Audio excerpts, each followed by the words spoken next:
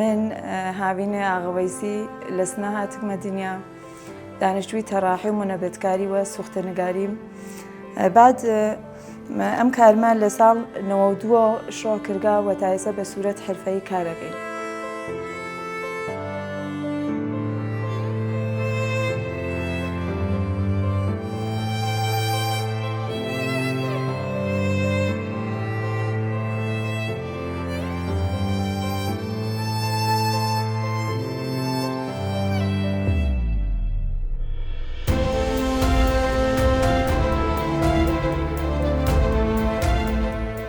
من زمانی ازدواجم کرد، ئاغام نازۆکارە و همچنین خەزورەیشم نازۆکار بووگە. بعد ئاغام ڕۆژێ کە بەشون چەند ساڵ ازدواجە وتیان بۆچە ئێوە مەسەڵەن خەلاقن لە ڕشتەی هۆنەریە بێن مۆنەبەت کارکەن.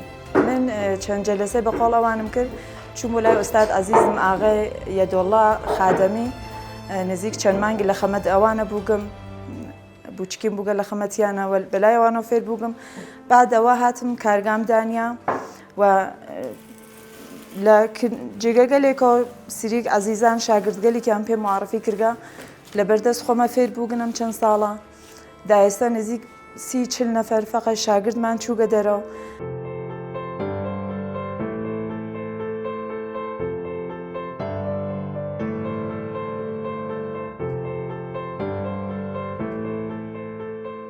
ئێمە ساعت کاریمان بەیانیگەر گشتی بە عشقەوە هەڵەسێتێتە سەرکار. ئەسڵەن ساعت کاریمان مشەخص نییە. هەستمان ساعت 7 هەستمان 8 هەستمان ساعت 9 و نەهارگەل بازێ خانمەکان لە کارگا ئەوێستن بازێکیشیان ئەچنەوە ئەوانە یان متەهلن.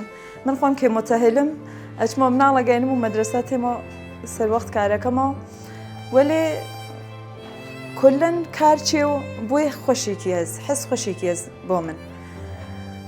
بعد کلن بۆ مەجموعە کارەکەیشمان بێژم کلن ئاغەگەل نازۆکارەکان کورسان خۆمان کلن تەختەکانیان تێرن بۆ ئێمە مۆنەبەتی ئەەکەین و حاضریەکەین و ئامادەی تەحویڵی ئاین نەخمەتیە.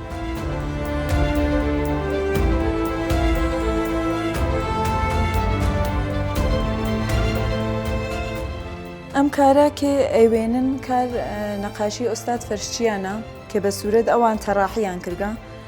من گەرەکم بوو کە مەسەڵەن جیاواز بێ لە کارەکان ترکێ مردم لەبان کار سەحفە ئەنجامان بۆ تەختەنەرد هاتم ئەم کارە ناوی تەرح شمشادە هاوردگمە بان کارچی و تەڕاحیم کردگە.